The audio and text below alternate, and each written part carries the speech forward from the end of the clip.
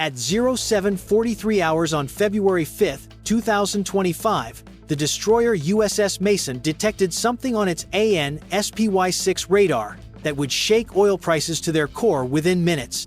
12 Iranian Siraj-class fast attack boats emerged from the morning fog of the Persian Gulf, racing in direct assault formation toward the Strait of Hormuz. This wasn't a routine patrol. This was a naval blockade of the planet's most crucial energy artery.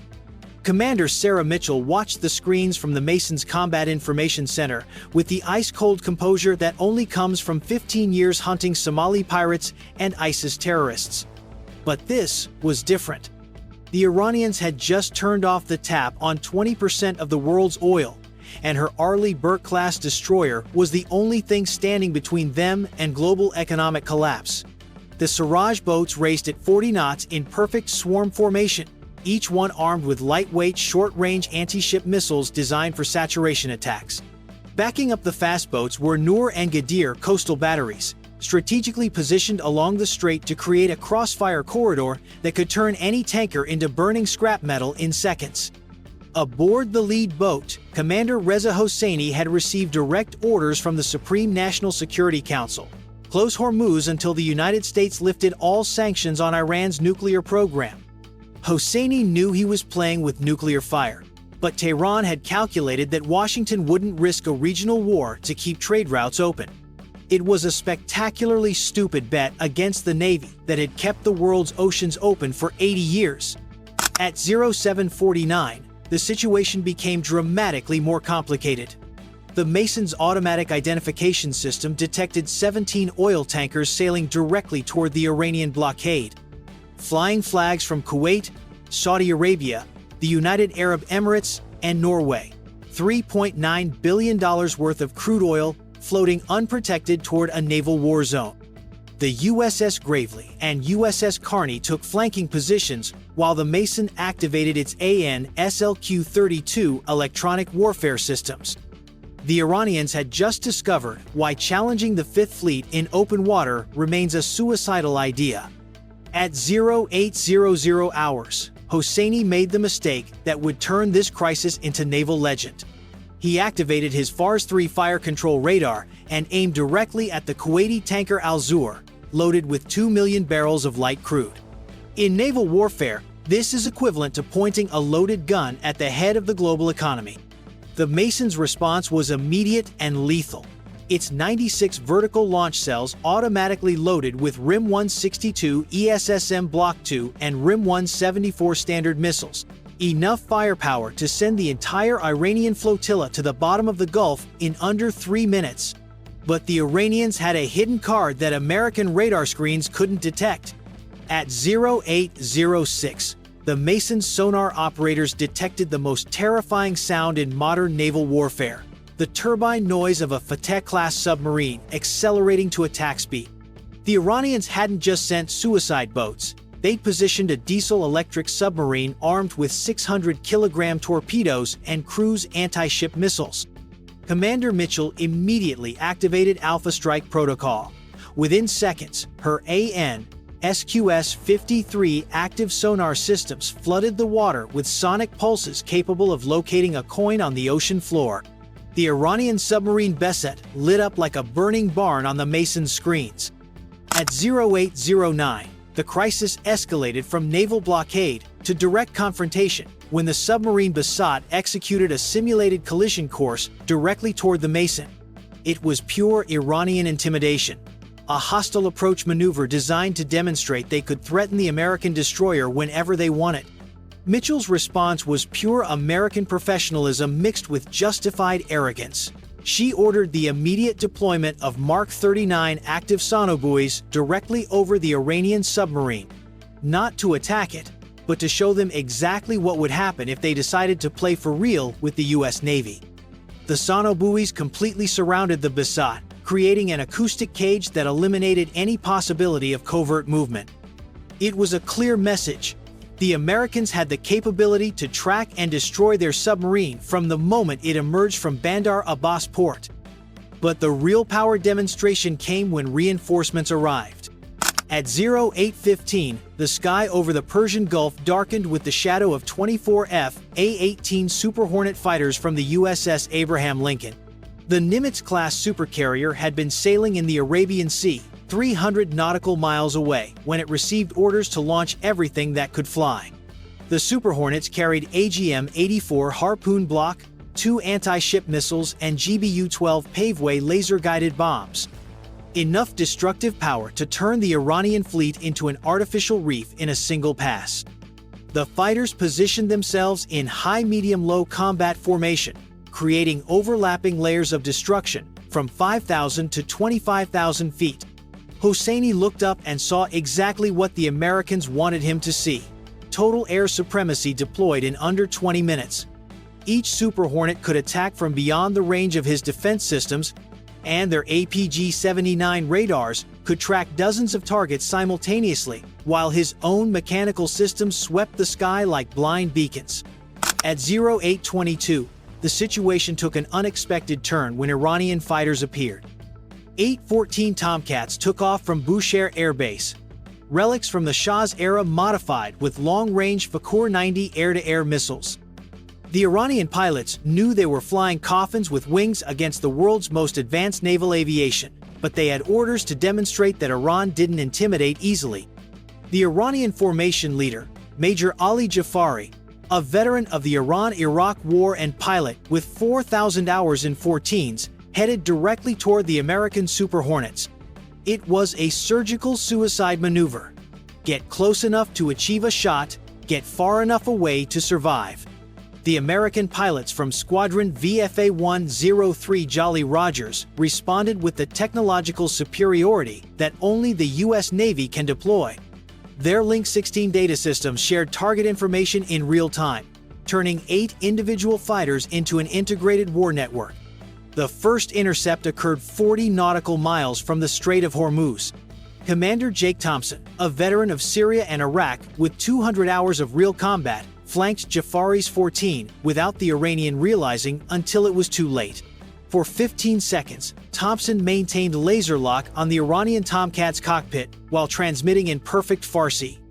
Iranian pilot, you are flying toward international waters protected by the U.S. Navy. Change course immediately or you will be shot down. Jafari felt sweat soaking his flight suit when he finally detected the Super Hornet. His mechanical search radar had completely failed to detect the American fighter until it was in lethal firing position. But the Iranians had one last surprise prepared.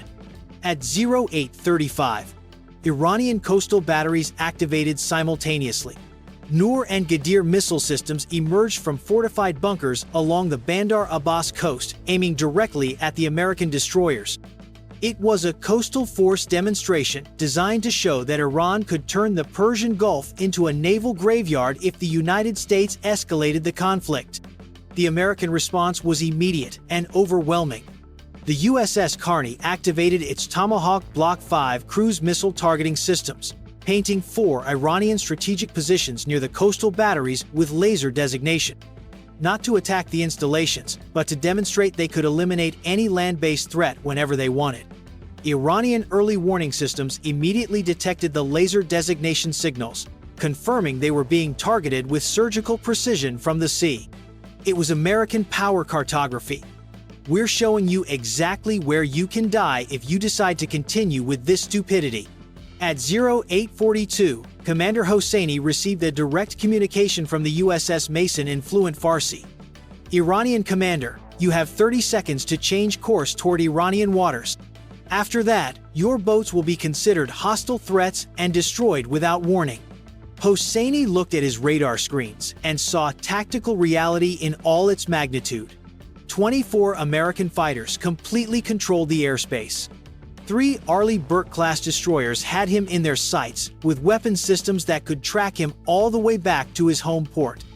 A Virginia-class attack submarine had appeared from nowhere and now stalked his own submarine like a shark following wounded prey. American superiority wasn't measured in numbers, but in decades of naval dominance perfected through 2 world wars and maintained during 80 years of global patrols. But before the Iranian retreat, something extraordinary happened beneath the waters that would forever change the perception of naval power in the Persian Gulf. At 0843, the attack submarine USS Delaware silently rose to periscope depth just 2 nautical miles from the Iranian Basat. The Virginia-class had been following the Iranian submarine for 8 days since it left Bandar Abbas, recording every engine noise, every navigation pattern, every operational weakness. The Delaware's commander, Captain David Rodriguez, a veteran of covert operations in the Mediterranean and Black Sea, had received specific orders: demonstrate tracking capability without being detected.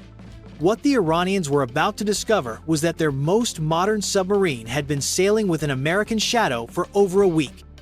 Rodriguez ordered the AN/BQQ-10 high-power active sonar activated at maximum intensity, sending an acoustic pulse so powerful it resonated throughout the Basat's hull like cathedral bells. It was the submarine way of saying, "We've been watching you this whole time, and you can run, but you can't hide." Captain Falahi felt the vibrations running through his submarine and immediately understood the magnitude of the operational disaster. For 8 days, his movements had been monitored, his communication patterns recorded, his capabilities evaluated by the enemy. The Basat had been turned into an open book for American naval intelligence.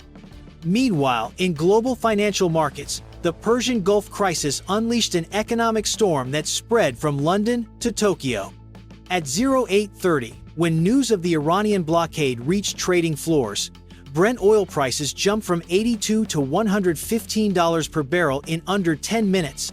In Riyadh, King Salman immediately activated the Petroleum Emergency Protocol.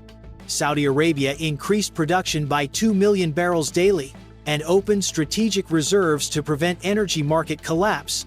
The United Arab Emirates followed with similar measures, pumping additional crude from Abu Dhabi toward tankers already en route. Kuwait, whose tanker Al-Zur had been directly threatened by the Iranians, formally requested American naval protection for its entire commercial fleet. Within hours, 12 additional destroyers from the 5th and 6th Fleets received orders to converge on the Persian Gulf. But the most striking demonstration came when the USS Delaware executed a maneuver that naval analysts would later call the Death Embrace. The American submarine positioned itself directly beneath the Iranian Basat, just 50 meters away, and activated its passive sonar systems to record every detail of the enemy's acoustic signature.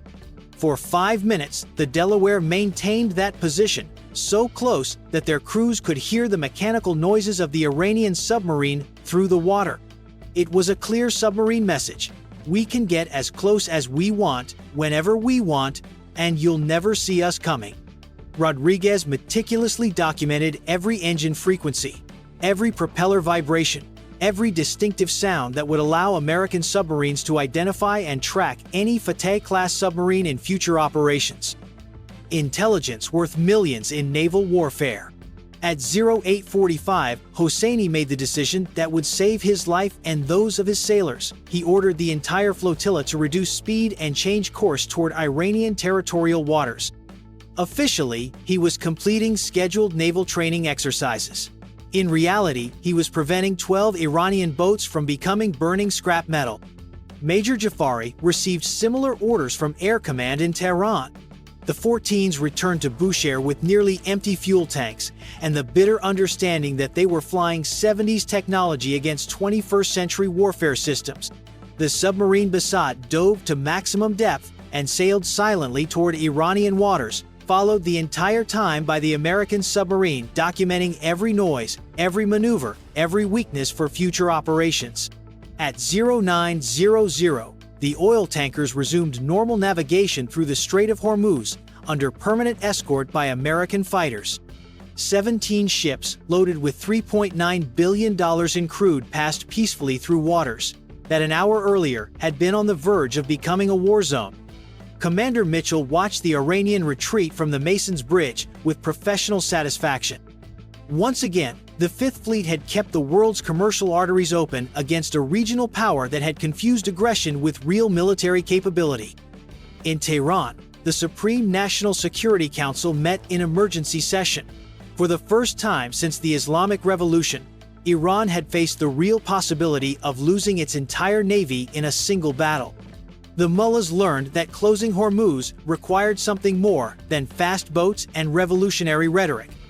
In Washington, the Pentagon raised the alert level in the Persian Gulf but avoided any statements that could be interpreted as escalation. The demonstration had been sufficient. The United States would keep global trade routes open regardless of which regional power tried to close them. Commander Hosseini was quietly reassigned to coastal patrols in the Caspian Sea. In his classified reports, he wrote that Iran had gravely underestimated American response speed and technological superiority. Major Jafari requested transfer to more modern fighters, but continued flying obsolete 14s until his retirement. 3 weeks later, Iran and the United States resumed nuclear talks through Swiss intermediaries. The Strait of Hormuz remained open. Oil prices stabilized, and global commerce continued flowing as if nothing had happened. But in naval circles worldwide, February 5th became a case study on what happens when regional powers challenge American naval dominance in open waters. The Iranians learned why the Persian Gulf is effectively an American lake, regardless of what maps say otherwise. Subscribe if you want to know about the military operations that keep the global economy running while you sleep.